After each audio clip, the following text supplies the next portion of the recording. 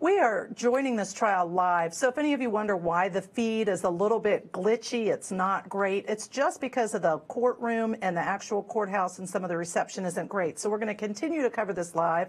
This is the cross-examination of the video analyst who is testifying currently. I'd like to introduce and welcome Ross Cramer, criminal defense attorney. Thanks for joining us today. Glad to be here. So tell me about this case. You just heard testimony of the cross-examination where he said, listen, you only analyzed 1 or 2 trucks and compared it to that. Why not 1,000 of them? What's this testimony doing for the defense's case, in your opinion?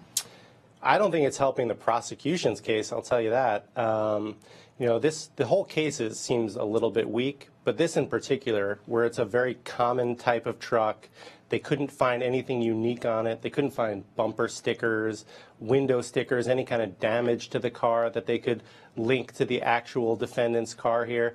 I think this is going to be a lot of trouble. Every time the prosecution puts on a witness like this, where there are a ton of holes and explanations and exceptions, I think it makes the defendant's case that much stronger. So I'm hearing Grant Fredericks, as the expert and the video analyst, saying, no, I cannot tell you this is their Ford 150. I can tell you this is a car that is similar to or the same as a Ford truck 150. Is that your understanding of his testimony as well? That's my understanding. I think they're putting on the case the best case that they have. They could say it's a similar make and model and year and maybe color, but they can't put it any more unique than that. All right. So we're going to take a short break, but I hope you'll join us again as soon as we return. Well, we heard that the prosecution made an objection. They now have a sidebar. So I'm going to join back with Ross here as criminal defense attorney. One of the things we were talking about, Ross, is whether or not the defendant, Tammy Moore, is actually going to testify. Now, the defense said in their opening statement, hey, you're going to hear from her, et cetera, et cetera. As a defense attorney, do you expect that she's actually going to testify? That's risky business to make that kind of promise, because jurors are smart and they remember things and they'll hold you to your promises. And if they don't remember, the other side will hold you to your promise and they'll say, you know, you were supposed to hear from her, you got this promise and you didn't. Traditional wisdom is you don't have a defendant testify unless you're behind and you need to play catch up, because a skilled cross-examiner could make even the most innocent defendant look like they did something wrong. Here they made that promise. It's a pretty bold move. Tell me, so let's talk about the evidence that's actually been heard in this case, and the viewers have heard the testimony to say, all we have is, and we're going to return to this point, but the videos and phone booth are really all we have, those records. There's no other evidence in this case. So I want to return to that point. Right now, though, we're going to return to court. Again, live, we're hearing from Mr. Frederick, who is the video analyst, and he's talking about whether or not the truck in the video is the same as the kind of truck that the Moores own.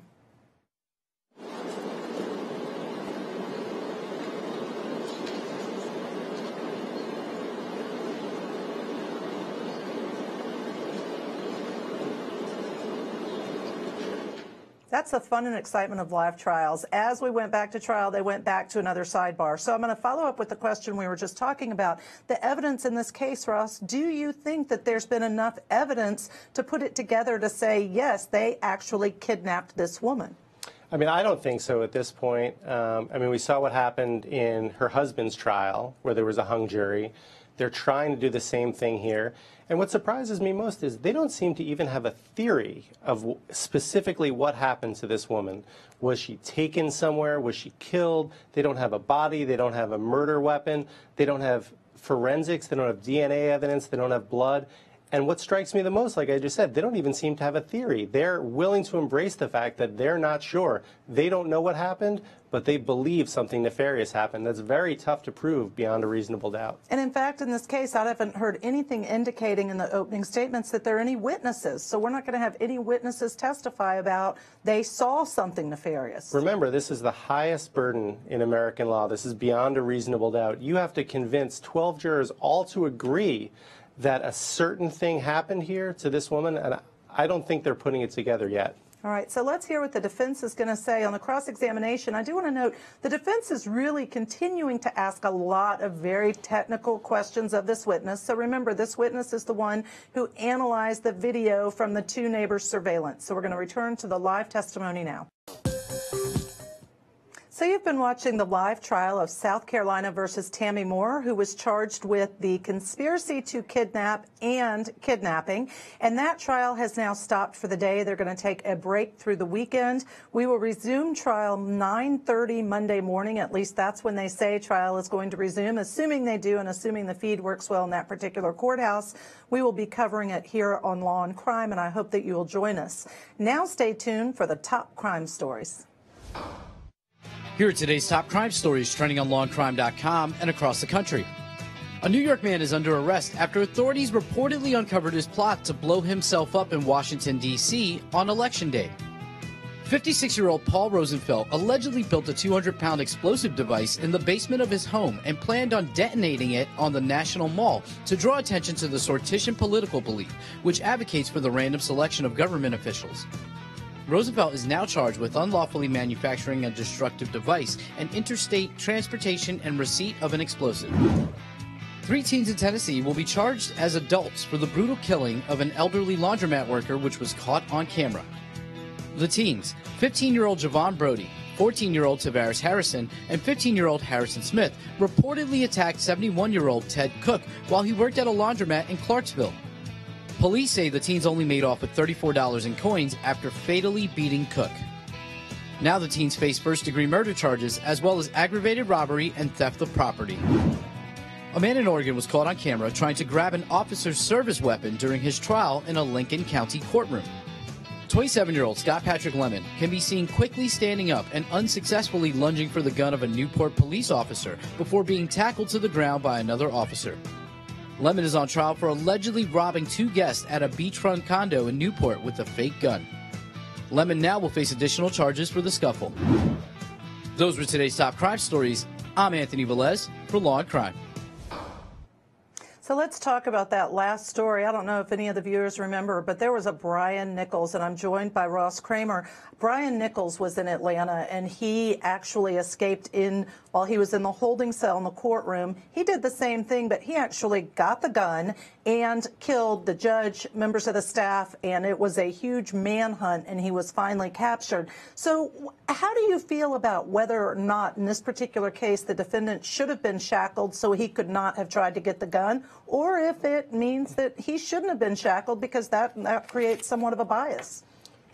Well, I go to a lot of courtrooms where they don't allow guns inside at all, firearms, even on court deputies and marshals, which seems like the safe way to go. I know a lot of states haven't adopted that yet. Look, I think sitting at a table as a criminal defense attorney, I don't like a lot of the stuff that goes on there. I don't want a defendant to be sitting there with handcuffs on. I definitely don't want a defendant to be sitting there with his orange jumpsuit on. As soon as a juror is sitting there, it gives the immediate impression. This is your first impression of the person. He's guilty. He must be there for some reason. He looks like a prisoner, as opposed to somebody who's entitled to the presumption of innocence under the American system. So here's some of the background on this story. The reporting says that what happened was he had been watching, as the defendant, watching the court deputy and looking at his gun, and he made people uncomfortable. And so apparently the other deputies, other armed officials in the courtroom, were keeping an eye on the defendant because they were afraid he might try something, and he was restless and what one of them described as shifty. So knowing that, what would you have done as a defense attorney if they tried to say, we're going to go ahead now and ask the judge again, can we please restrain him in some way because he's making us a little nervous? Well, at that point, you would think that court would have to be adjourned to figure out what to do here. You don't want to infringe on a defendant's rights, but at the same time, you can't have a dangerous situation in the courtroom. This is the kind of thing where everybody should have worked collaboratively, the prosecutor, the defense lawyer, the judge, and figure out how to deal with this. You have defendants who are very sick people. You have people who shouldn't be in that courtroom at the time, and you have people who are only going to make their own situation worse, which is what it looks like happened here. Right. So stay tuned, and we'll be covering some more of those top crime stories later in the afternoon. But now we're going to talk again about the South Carolina versus Tammy Moore. And in this case, specifically about the evidence. We were talking about this on a break, and I just think that the viewers have to agree. There's no compelling evidence that I've seen the prosecution present. No eyewitness. No one can say what's happened to this young lady. Unfortunately, no one's heard from Heather Elvis. Nobody knows if she's alive, if she's dead, where she is. How much of a case would you like, or how much would you like to have this case, Ross, as a defense attorney? Because I just don't see the evidence. Yeah, I mean, this is the kind of case that so rarely hits a defense attorney's docket because there's really just not much here. You know what particularly strikes me? This is an age where jurors expect CSI type evidence. They want to see DNA. They want to see blood spatter. They want to see the kind of hallmarks of a crime that they expect in 2018 to see in a courtroom. And you know what? Honestly, it's very difficult to commit a kidnapping and a murder without leaving any kind of traces like that anywhere. You know, in this day and age, you know, bodies get found, fingerprints turn up, blood, no matter how well you try to clean it, or the cleaning agent that you use turns up in cars or turns up on clothing. And none of that is here. It feels like this is a case that there was some sort of pressure on a prosecutor's office to bring, whether it's, you know, the end of their statute of limitations or public pressure for an elected district attorney, whether it's a family putting pressure on it. But it feels like a case that's not ready to be tried, and it feels like a case where there's not a conviction in the cards. So Sidney and Tammy Moore originally had both been charged also with murder. The prosecution dropped the murder charges. They then tried the husband, Sidney, on kidnapping. It was a hung jury. Now they're proceeding on the kidnapping and conspiracy to kidnap against his wife, Tammy Moore. And tell us about the murder charges. Can those be rebrought or not at this point? Yeah, I mean, there's no statute of limitations on those murder charges, so it seems like it was the right thing for the prosecutors to do. It doesn't seem like there's any way they were going to be able to prove that, or it was highly unlikely. And if there's no statute of limitations, if a body turns up later, if there is a cooperating witness later, if forensic evidence turns up, they could resurrect that charge, and hopefully they wouldn't have to worry about it double jeopardy, which means that somebody can't be tried twice for the same crime. Since they're not trying her for murder now, if the evidence comes back later, they may be able to bring that charge and bring her to trial. So devil's advocate, in talking about the truck, so we heard this the video analyst testify that the truck in the surveillance from the two neighbors is identified as the same truck, meaning a Ford 150, same year, same make, same model, as the truck that Sidney Moore, the husband, was getting into in the Walmart parking lot. So there could be an argument that it's the same truck, and there's nothing saying it's not theirs. Prosecution would say there's no evidence that it wasn't their truck. What's your response to that? I mean, my response is that it's the prosecutor's burden in American criminal court to prove prosecutor. If you can tie everything else, prosecutor. If you can tie everything else, prosecutor. If you can tie everything else together, maybe it's enough to say, look, this is the same color, make, model, year.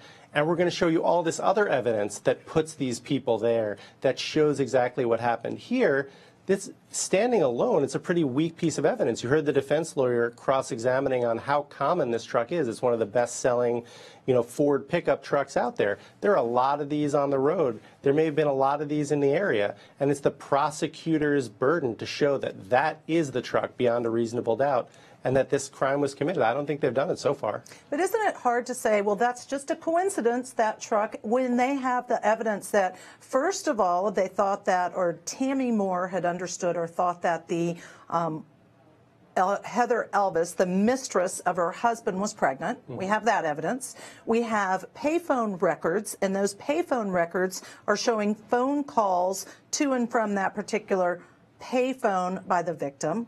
We have the third thing is the surveillance videotape from the Walmart, and that links Sidney to the car and Tammy to the car that's now being seen. You don't think that's enough to say there's circumstantial evidence to say they were there, they were where her car was found, they had to have been the one to kidnap her? There may have been circumstantial evidence enough here to show that they were planning to meet up. I don't think they can go beyond that. They're charging a very serious crime here in kidnapping, and when there are other elements besides the fact that they were talking, conspiracy to commit kidnapping, that they were trying to meet up there. I don't think that they've gone beyond that and shown it. And like we talked about before, I don't even think they have a real idea of what happened once they all met up. It's going to be very hard for 12 jurors to sit there and say, I know beyond a reasonable doubt that once those people may have met up there, even if that was their car, that something nefarious happened, and I understood what it was enough to find this person guilty of a crime. Ross, I agree with you, and there may be a statute of limitations that's forcing the hand of the prosecutors because they have to get this case tried. And we see images. She's a very cute girl. There are pictures of the victim.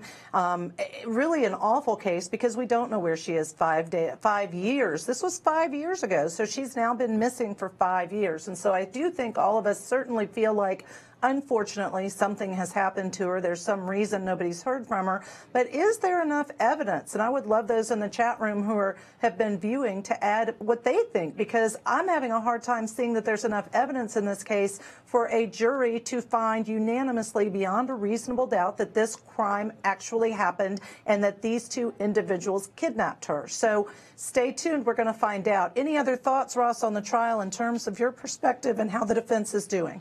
Yeah, I mean, I think if you're a defense lawyer, what you want to insinuate in these jurors' minds is you're going to convict somebody here of a very serious crime, send them to jail for potentially decades, and then 5 years from now, this woman could turn up again saying, I went up and lived in Alaska for 10 years. I was having a relationship. Nothing else happened. I saw those people that night. We talked. That's it. All right. So a reminder, they're going to resume trial at 9:30 on Monday. We are going to go to a quick break. Please stay tuned, stay with us, and we'll be back shortly.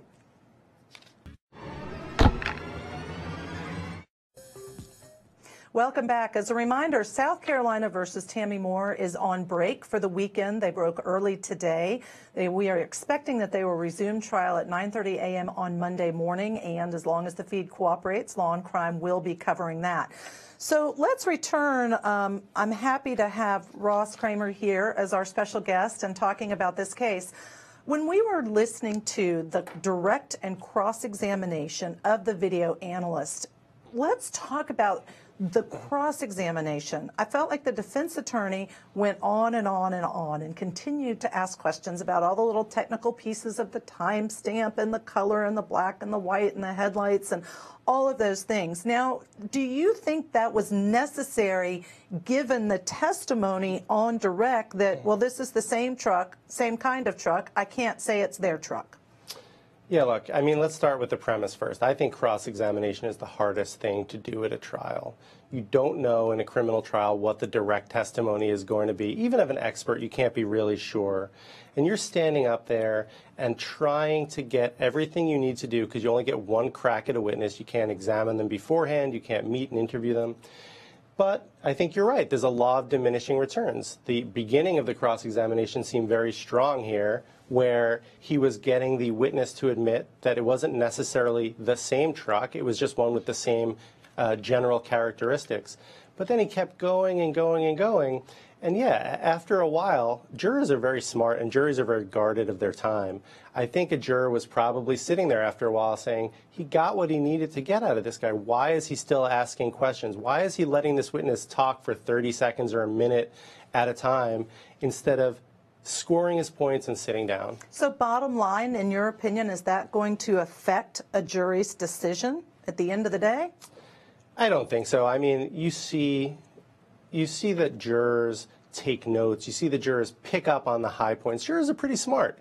And jurors sit there and realize this is what the defense lawyer was trying to get in his first 10 minutes. This is what he succeeded at. After that, I bet they stopped paying attention. So I want to juxtapose that to the actual rehabilitation of the witness, so to speak, by the prosecution, because she stood up, she was clear, she said, can you say this is the same truck, same type of truck as the one that Sydney was getting into that belongs to Tammy and Sydney? And the response was yes, and she sat down. So I think it was a very effective rehabilitation of their own witness. Would you agree or disagree with that? Yeah, I mean, she did the best she could there. She had a limited point to make. This looks like the same type of truck. That's all she was trying to get out of this expert. The defense lawyer spent a lot of time breaking that testimony down. Then she came up and just summed it up with one or two questions. I think one other thing that we had talked about here in the studio, if I was this defense attorney, I would not have waited until the end of the cross-examination to bring up the fact that this is a paid expert. It taints the whole jury's whole view of a witness's testimony. No matter how good an expert is, no matter how honest they sound, this is generally the only witness at a trial who's getting paid to be there. Everyone else has firsthand knowledge and is there because they have to be. This is somebody who's paid to offer an opinion, and I think that's powerful to start off a cross-examination with. But aren't all experts paid? So we all know they're going to receive money. They're going to be paid for their testimony. You and so I know it. Okay, so you don't think juries know it. that. All right, so by making that point up front, then the jury feels like this is a paid witness, and it may not be as credible of a witness. Is that your theory? Yeah, I mean, you can't overestimate a jury's background on these issues. Generally, what you try to find as a lawyer on both sides are jurors that are not familiar with this case, and maybe jurors who are not that familiar with the legal system, who could look at this case with fresh eyes. So a juror may not know that that expert wasn't somebody who just came up and decided to offer an opinion out of the goodness of his heart or to do the right thing. This is somebody who is paid to review materials, to review tapes, and to offer an opinion. I think it's important to tell a jury that right from the start. And in fact, it's probably the best practice for a prosecutor to bring that up on her direct of that witness to show that she's not trying to hide the ball, that this is paid testimony from a witness.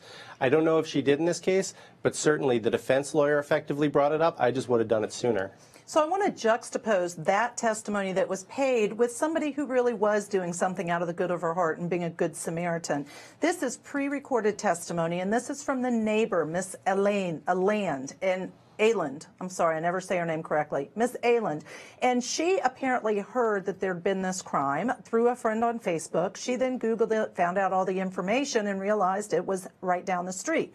Realized she might have surveillance of it on her video home system around her home that she keeps at all times. So she then reached out and provided this surveillance. And the prosecution has 3 days worth. The day before the event, December 18th, 2013, the day that the victim disappeared, and the day after, December 19th, and she provided that. So now we're going to join that direct testimony that she previously provided in this case, South Carolina versus Tammy Moore. So again, this is the testimony of the neighbor who actually had video surveillance from her home system, and it is the same surveillance video that we had seen the forensic video analyst testify about. So I just have to share with the viewers, my special guest, Ross, you're hilarious in the expression on your face, because I'm just assuming, and after we talked at this break, I know, would you have called this particular witness in this case? I mean, we're armchair quarterbacking here, but I wouldn't have called this witness. I think her testimony is a little bit strange. She seems a little bit too interested in the case, and that she went back on her own. She got a newspaper clipping, went back and reviewed the video, reached out and talked to police. I mean, I don't think her testimony is necessary. What's necessary and what's useful for her, what's useful for the prosecutors, is the video itself. And you don't need her to put that in. I would have put on the stand somebody from the DA's office or somebody from the police department who can say they got a call from somebody who may have relevant evidence. They went to the house and got the video footage. They could show the video footage, and they could even put up a demonstrative, which is very valuable. They could put up a map and have the testifying witness, who's either a police officer or an investigator, show the intersection, show the street, the directions of traffic, put a circle or draw a car where that was, and really bring it to life for the jury. This is another hallmark of a prosecution that's struggling to find witnesses to put on the stand. It doesn't feel like this witness has much of anything useful to say beyond the fact that she owned a house that had a video camera. But couldn't it be that the perception is, although she's gotten this involved in it, there must be a reason. Maybe she knows or had a sense that something was amiss with the neighbors or the people in the neighborhood, or that this had to have happened because these two individuals seem shady. She never says any of that, but could there be any feeling of that by the jury by calling this particular witness? I don't think so. I don't think that if the prosecution is hanging their hat on that, on the jurors getting a vibe from this woman that something else was amiss, that's not going to convince jurors. I think they're trying to fill space here and put a human face behind this videotape. I think it would have been more effectively done with a law enforcement professional who could explain it just as well. So I want to return to some of the tape testimony and juxtapose her direct examination by the prosecution, and we just saw 2 clips from that, with the cross-examination of the same witness by the defense. And let's watch her demeanor and answers when she's cross-examined in this next clip. Welcome back, and I'm still joined by Ross Cramer. And one of the things I want to talk about is Trial Skills 101. You don't ask questions as an attorney in a trial just simply for the sake of asking questions. You have to ask the necessary questions. Was the defense asking necessary questions, in your opinion? I have no idea what's going on here with this cross-examination. And this is the kind of situation where, you could have a judge that steps in and either takes him over to sidebar or says, where's this going? You have 2 minutes to wrap this up. This is a witness who had no firsthand knowledge of anything that happened. She didn't even think about the fact that this was being videotaped at the time. She didn't see any crime. She didn't hear any witness actually give information. Why is this person testifying at length on direct or on cross-examination? What is this defense lawyer trying to get out of her? There's no allegation here that she's making up the fact that she had this videotape or that she somehow faked what's on the videotape. So what points is he trying to score here? What is he trying to get? It seems like he's just listening to himself talk for a little while.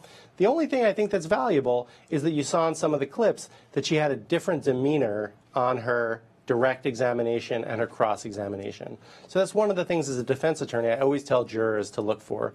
Look at how people testify differently when they're doing their prepared, drilled, rehearsed testimony and direct examination, and later when they're confronted with uncomfortable questions, how their personality changes, how they answer questions differently, and keep an eye on that.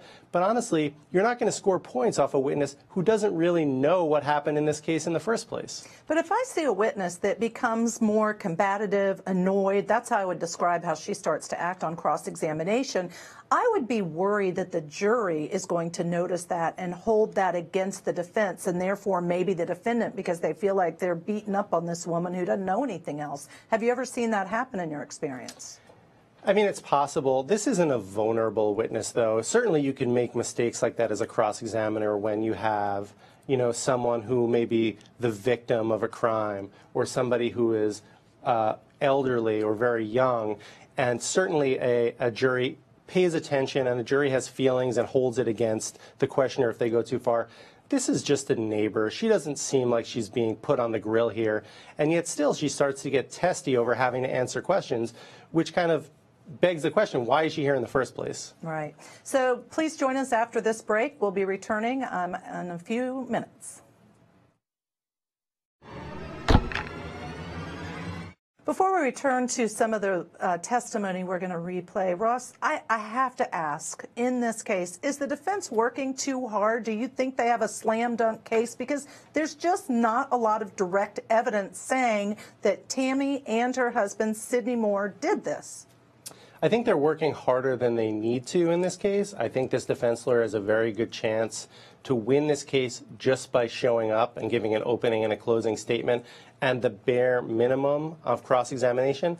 And that's what I would do if I was in there, because I would try to show a jury, look how little I have to do to poke a couple holes in this story, and there's just not enough evidence here in the first place. And I would rely on the presumption of innocence and the reasonable doubt standard here and say, there's no way these prosecutors have carried their burden here. It seems just as likely that the defendant could have had a nasty conversation and told this, presumed victim, leave town and don't show up anymore, as the fact that, there was some sort of kidnapping or even worse here. So there's been chatter that people think they did it, that they do believe that Tammy and Sidney were involved in the kidnapping of this very young, beautiful victim. And prosecution has brought in evidence of two things. Number one, that Tammy had understood that the victim was pregnant with her husband's child. Number two, there was testimony, and this is fascinating to me as to why it was brought in, but testimony that the young gentleman having phone sex with the defendant, Tammy, also testified. Now, he'd never met Tammy, right? But he did testify. What's the reason to bring in those types of elements? Do those directly relate to a kidnapping of this victim? So what the prosecutors have here and what they're trying to rely on is an extremely strong motive. There's a motive for someone to have done this, for the defendant to have done this. Unfortunately, and if the judge gives the legal instructions right, A motive isn't even going to be required, no less sufficient to prove this. You can't say that a defendant had every reason to do this. She was angry. She was upset. She targeted a certain person in her life. You can't have that be enough to prove more, to prove that she kidnapped or killed somebody. There are elements to those crimes that have to be satisfied. I think the prosecution is doing a very good job of showing motive, of giving life to a vulnerable victim here. Remember, during openings, they put up on the chalkboard, on the easel, the picture of the young woman. But I don't think they'll be able to link that further step. Yes, this was a terrible, messy family situation, but what happened to this woman on that night, we just don't know. And it's very hard for a juror to come back and convict, especially to get 12 people to agree based on we're not sure what happened on the night in question. And in fact, if a jury finds beyond a reasonable doubt that a defendant has committed a crime, the motive doesn't really matter, does it? No, motive isn't going to be an element here, but prosecutors often try to prove a motive because even though they don't have to, it brings it home to a juror. Look, jurors are raised on stories. Jurors watch TV and read books. What they're looking for is a cohesive story, not only what happened, but why that thing happened. The problem here is you can't get a conviction with just the why without actually knowing what happened. So we're going to return to previously taped testimony again of Joyce Ayland. This is the neighbor who had video from her home.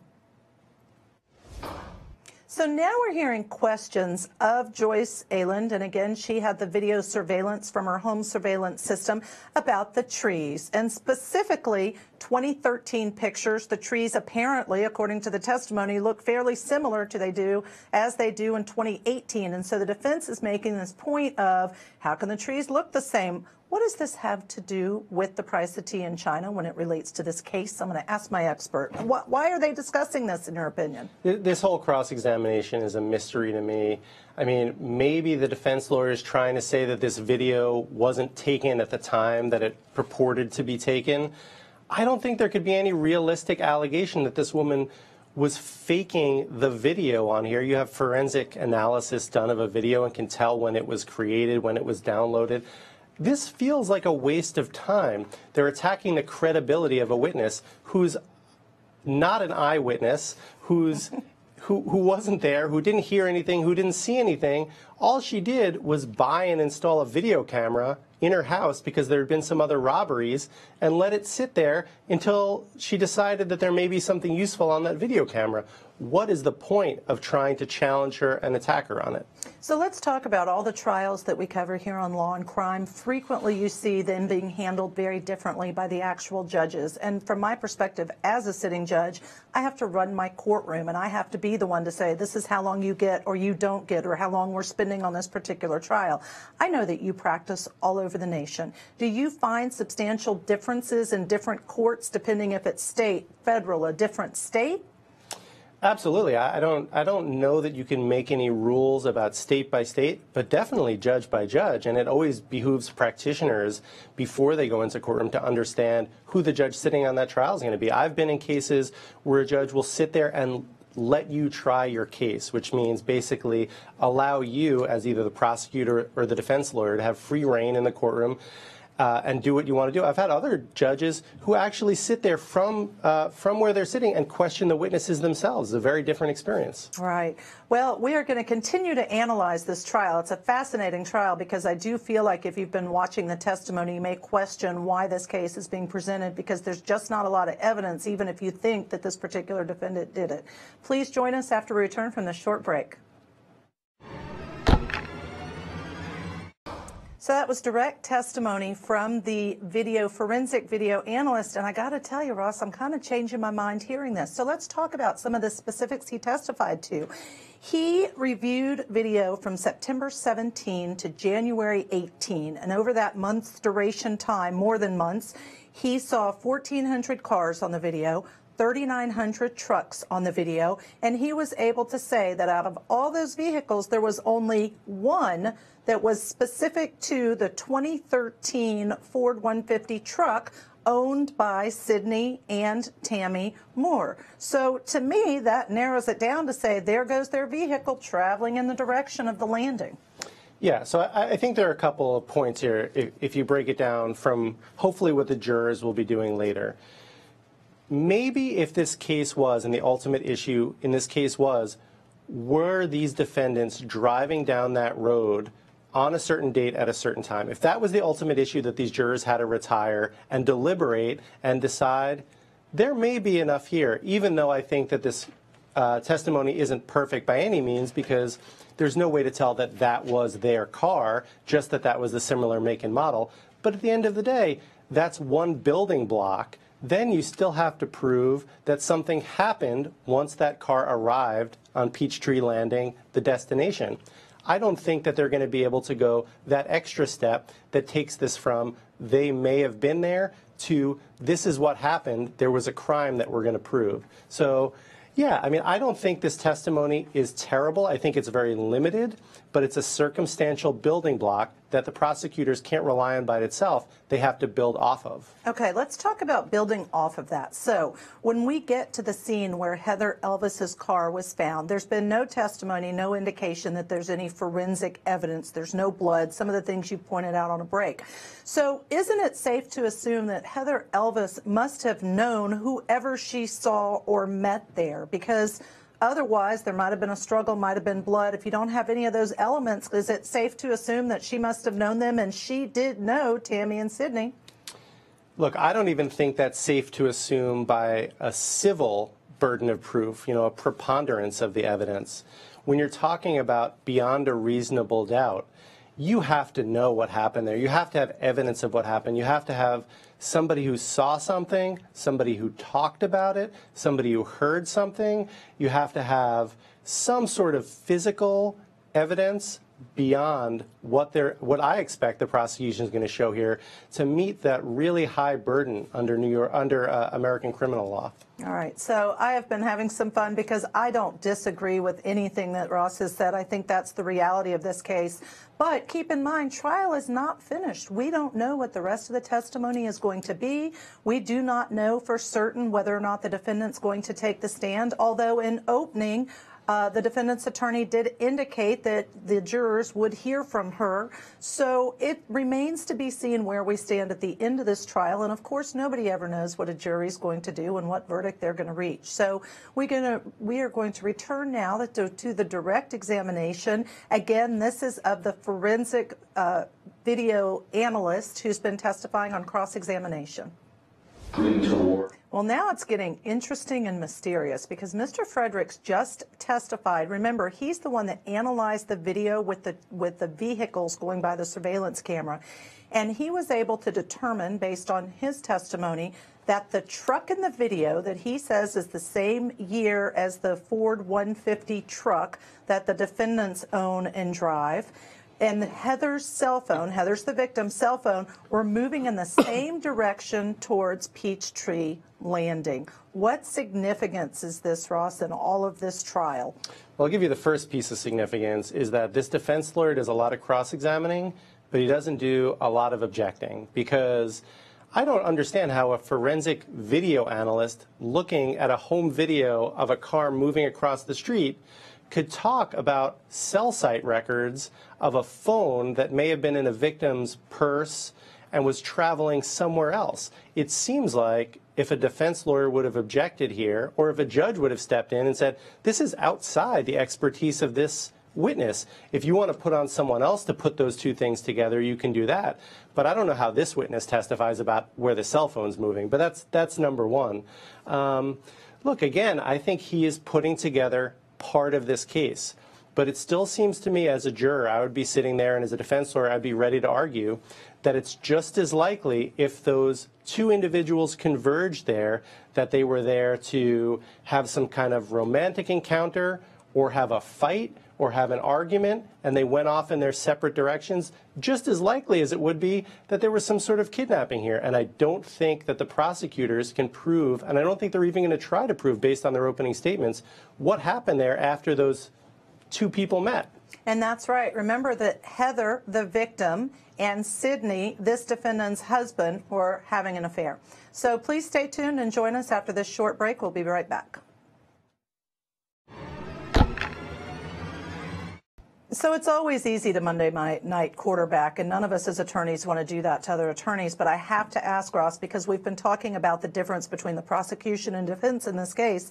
You just heard the defense again asking a lot of questions of this witness about the video. If it were you, do you anticipate you would ask that many questions in this particular case?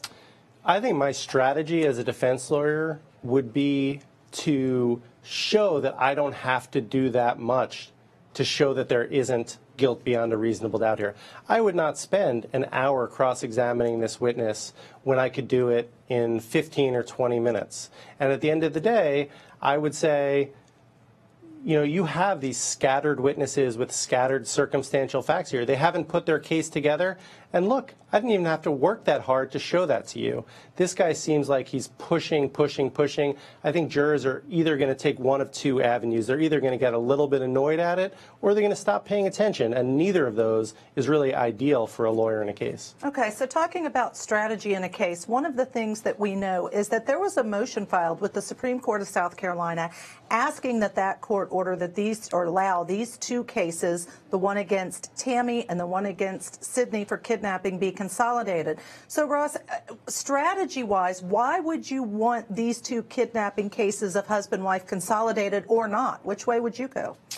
You know, I don't think it really matters in this particular case. You know, the legal reason why they want these cases separated is because there's none of what they call prejudicial spillover. If they have strong evidence against one defendant and they don't want that to spill over and prejudice the other defendant, or if there's a possible conflict where one defendant may want to testify against the other defendant and you're setting up a very prejudicial dynamic. In this case, I think the defense for both of them sort of aligns here. We weren't there. We didn't do anything. And I think from a defense lawyer's perspective, they could have been tried together or separate. I don't think if I was a defense lawyer, I would have been too worried about one dynamic or the other. And it played out in the husband's trial. All right. So in the husband's trial that you just referenced, and we know, and again, and we've been watching and learning that the kidnapping and conspiracy to kidnap charges against him resulted in a hung jury. That means that there was no guilty verdict. Now, theoretically, the prosecution could choose to bring charges against him again. Let's talk about both scenarios. So, Ross, if this trial against Tammy Moore does not result in a conviction, do you think that the state is going to prosecute either of these individuals again for the same crime of kidnapping and conspiracy to kidnap? You know, I think it comes back to the same reason why they're doing this in the first place. And we've talked about this. I don't know what's behind the scenes. I don't think anyone knows. It's either public or personal pressure on this prosecutor's office. It could be family pressure. It could be an election year for a district attorney. For some reason, they brought this case.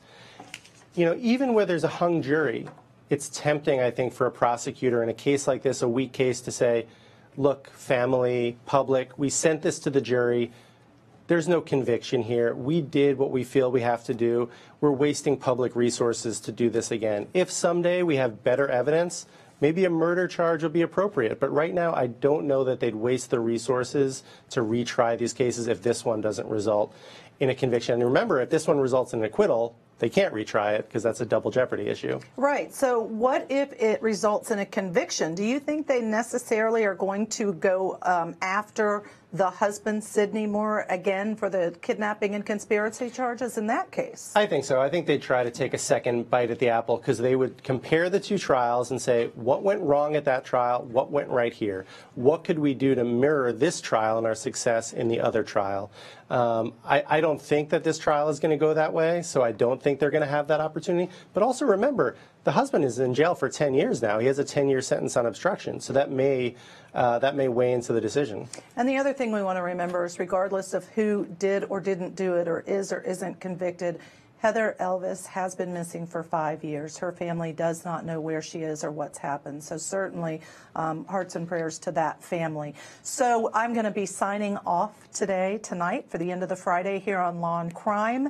We will be returning to this trial. 9:30 a.m. is when the trial is expected to start in South Carolina versus Tammy Moore. We hope that you will turn in then. Have a great weekend.